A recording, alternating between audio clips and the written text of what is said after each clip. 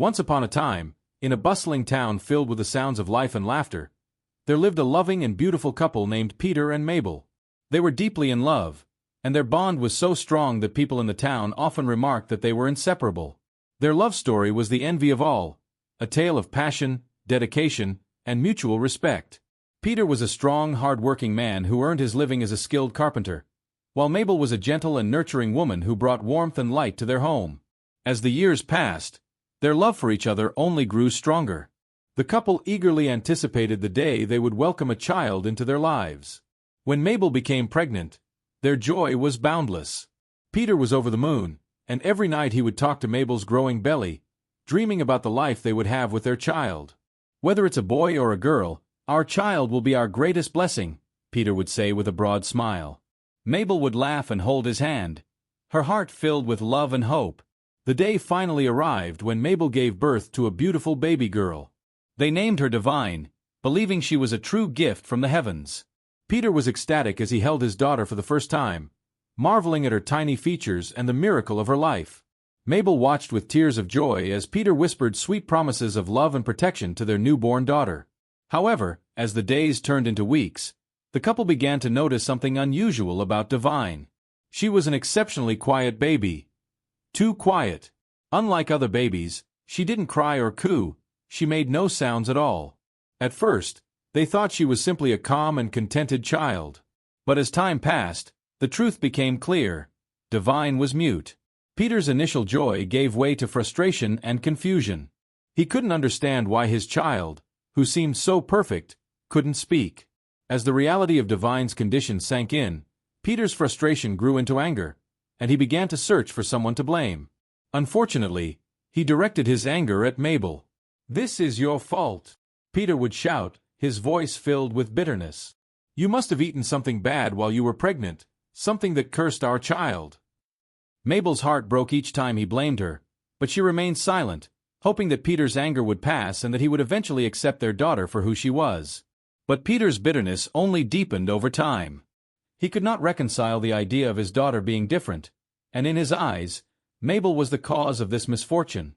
The once warm and loving home they had built together became a place of tension and sorrow.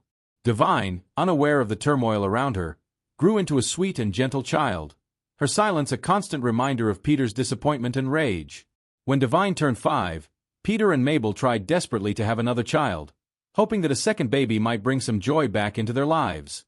But despite their efforts, Mabel was unable to conceive again.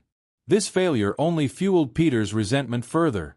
He began to withdraw from Mabel, his love for her now twisted into something dark and bitter. One fateful evening, after another heated argument, Peter made a decision that would change the course of their lives forever. He stood before Mabel, his eyes cold and unfeeling. "Get out of my house," he said, his voice devoid of any emotion. "You and your child have brought nothing but misery into my life. Leave and don't ever come back." Mabel was stunned, her heart shattering into 1,000 pieces. She had nowhere to go, no family or friends to turn to, but Peter's words left no room for argument. With tears streaming down her face, she packed a few belongings and took Divine by the hand. As they stepped out of the home they had once filled with love and laughter, Mabel's heart ached for the life they had lost and for the uncertainty of what lay ahead. A mother's struggle.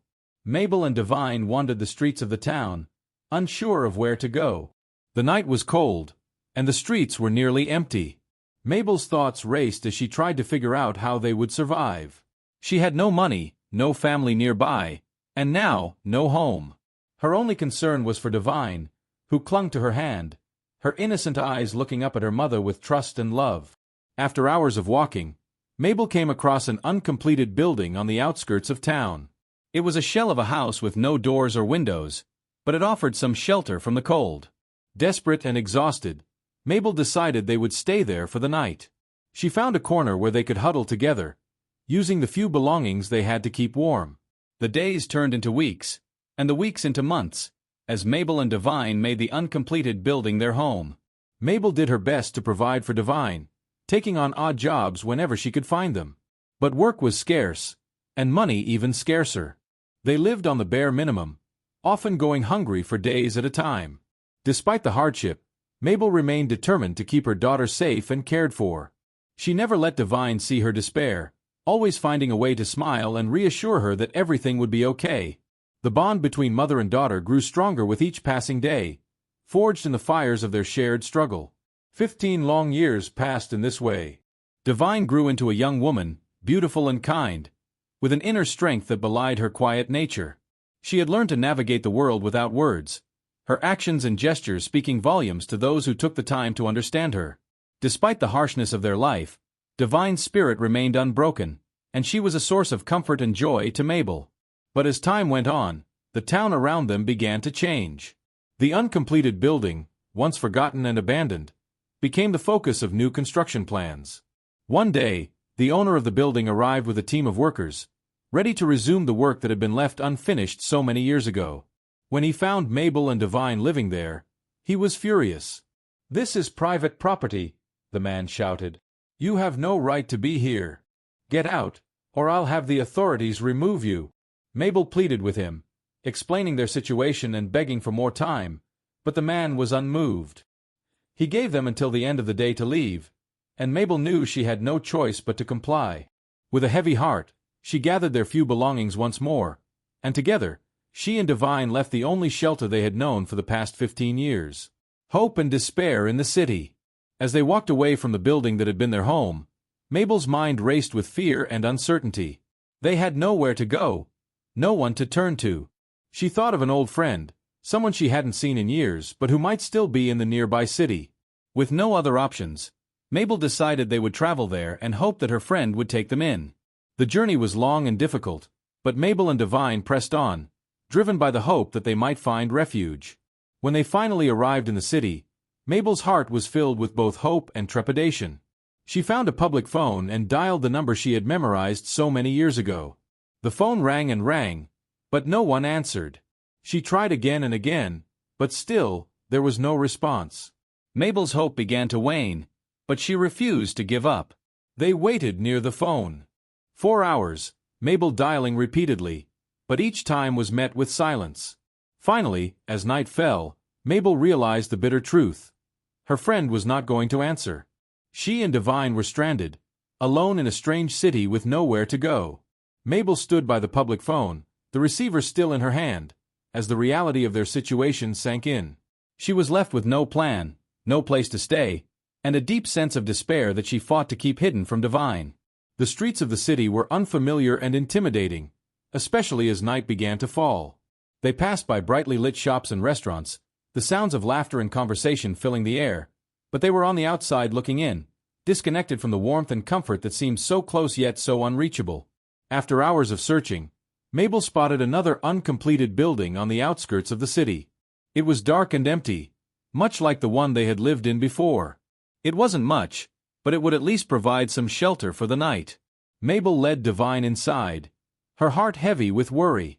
"We'll be okay," she whispered, though the words felt hollow. "We just need to rest tonight. Tomorrow we'll figure out what to do." Divine, ever trusting, nodded and curled up beside her mother. But Mabel couldn't rest, her mind consumed with thoughts of their future. The city was a harsh place, and without a home or money, survival seemed almost impossible. An unexpected kindness. There was a man named Chief Bernard. He had no wife or children and had never been married, always saying that marriage was too stressful. However, Chief Bernard was very wealthy and popular in the city. One day, as he was eating in a small local restaurant, something unusual happened. A young girl, Divine, entered the restaurant, quietly going from table to table gesturing for food.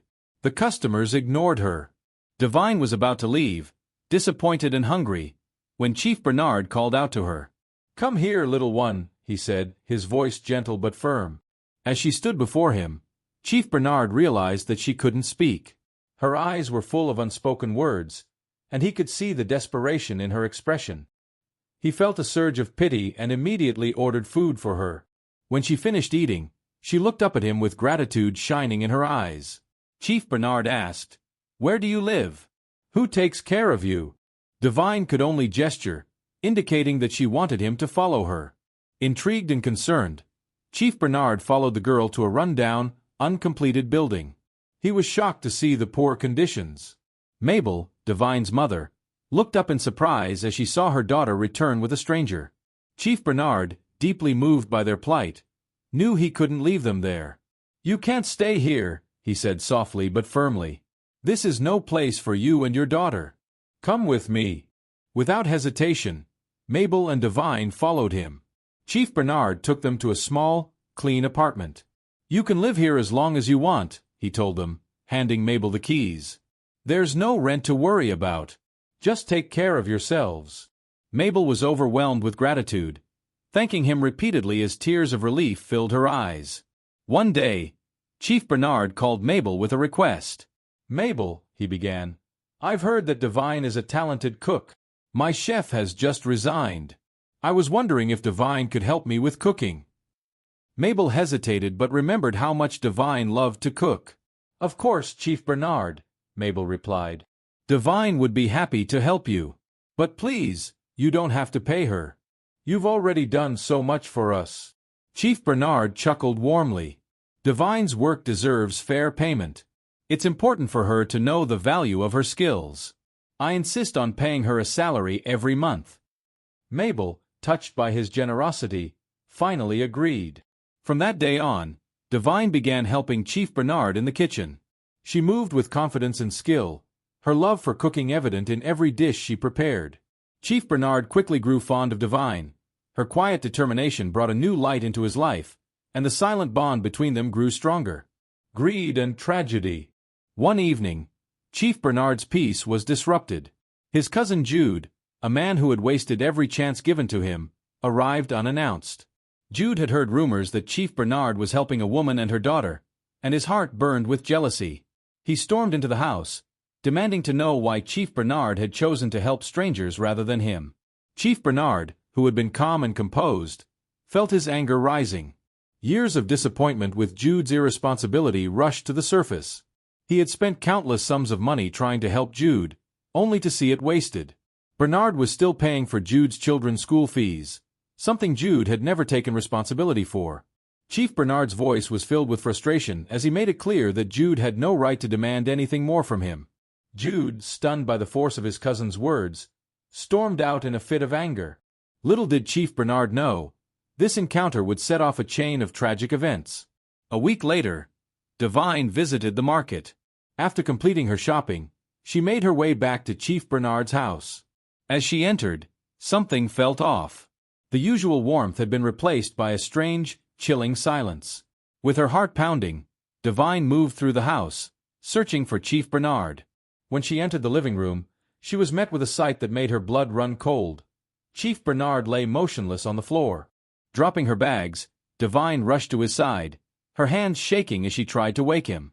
Panic gripped her as she realized something was terribly wrong. The full weight of the moment hit her. Chief Bernard was gone. Grief and terror overwhelmed Divine. The sound of sirens filled the air, and police officers stormed into the house. Divine, still in shock, was quickly pulled away from Chief Bernard's body. She soon found herself in handcuffs, labeled as the prime suspect in his death. Mabel heard the terrible news and rushed to the police station, but the officers refused to let her see her daughter. They turned her away, leaving her to walk home alone, her heart heavy with grief. She had no money to hire a lawyer, no one to turn to for help. Meanwhile, at the police station, the officers, convinced of her guilt, treated Divine harshly. Unable to speak and defend herself, Divine could only cry as they questioned her. When they asked if she had killed Chief Bernard, she would shake her head frantically, trying to convey her innocence, but no one believed her. The situation grew even more hopeless when it was discovered that the CCTV cameras in Chief Bernard's house had been disconnected the day before his death. Betrayal and a mother's pain. Jude came to Mabel's house one evening, his face twisted in a mask of false concern. He told Mabel that he wanted to help. He said that if Divine agreed to confess to killing Chief Bernard, she might receive a lighter sentence. He told Mabel this was her last hope. Desperate and scared, Mabel clung to Jude's words as if they were a lifeline. When Mabel was finally allowed to see Divine, her heart broke at the sight of her daughter. Divine looked so small and fragile. Mabel sat beside her and gently explained Jude's offer, her voice filled with desperate hope. But Divine's reaction was not what Mabel expected. Divine shook her head fiercely, her eyes wide with disbelief and frustrated, her voice with disbelief and sorrow. She knew she was innocent. She had loved Chief Bernard like a father, and the thought of confessing felt like a betrayal. Mabel couldn't understand Divine's refusal. She grew frustrated, her voice rising as she tried to convince her. As her frustration turned into anger, she lashed out, calling Divine a dumb child, and accusing her of being senseless. The harsh words cut deep. Divine's heart shattered. She began to cry, her silent sobs filled with a sorrow that words could never express. She felt utterly alone. The next day, Jude showed his true colors. He came to the apartment and told Mabel she had to leave, claiming that without Chief Bernard, the apartment was no longer hers. With no choice, Mabel left and found herself once again homeless in an uncompleted building. The weight of everything was too much to bear. She cried constantly, feeling abandoned and hopeless. Justice and a miracle. The day of the court trial arrived. Divine stood before the judge and jury, unable to speak to defend herself. The prosecution laid out their case, emphasizing that Chief Bernard had been poisoned and that Divine, as his cook, was the last person to prepare his meals. With no voice to explain herself and an inexperienced court-appointed lawyer, her fate seemed sealed. Divine's silence was used against her, seen as an admission of guilt. When the judge finally delivered the verdict, the word struck like a hammer. Divine was sentenced to death. Meanwhile, Jude, reveling in his perceived victory, went to Chief Bernard's lawyer, confident he was about to inherit a vast fortune. However, the lawyer's expression was unreadable as he pulled out the will. Jude's smile faded, replaced by shock and disbelief. Chief Bernard had willed the majority of his properties to an orphanage. Only one mansion and a company had been left to Divine. With Divine in prison, the lawyer explained that he would donate her inheritance to the less privileged, in keeping with his client's wishes. Jude's face turned red with anger as he realized all his plotting had been for nothing. One afternoon, as Mabel sat in a small garden, lost in thought, her phone rang. It was Jude's ex-wife, who had moved to the United Kingdom. Her voice filled with urgency. She told Mabel that she had overheard a disturbing conversation before she left Nigeria. Jude had been bragging about disconnecting the CCTV cameras and then admitted that he had poisoned Chief Bernard, driven by jealousy and greed. The weight of his confession had been the reason she left him. Mabel was stunned. It all clicked into place. Without wasting a second, she rushed to the police station and played the recording for the officers. The evidence was clear. The police arrested Jude, who, faced with the overwhelming evidence, broke down and confessed to everything. News of Jude's confession spread quickly. The court overturned Divine's conviction, and she was released from prison just days before her scheduled execution. When she walked out of the prison gates, Mabel was waiting for her. They embraced tightly, both crying, unable to believe the nightmare was finally over. A few days later, Chief Bernard's lawyer met with Divine and handed her the documents for the mansion and company. As Divine took the papers, something miraculous happened. She whispered, "Thank you, Lord." The lawyer stared at her in shock. Divine herself was stunned. She rushed home and called out to her mother. Hearing her daughter's voice, Mabel froze in disbelief. They both cried and laughed, overcome with joy and gratitude. In the years that followed, Divine's life blossomed. She completed her education with top honors and took over the management of the company, which flourished under her compassionate leadership.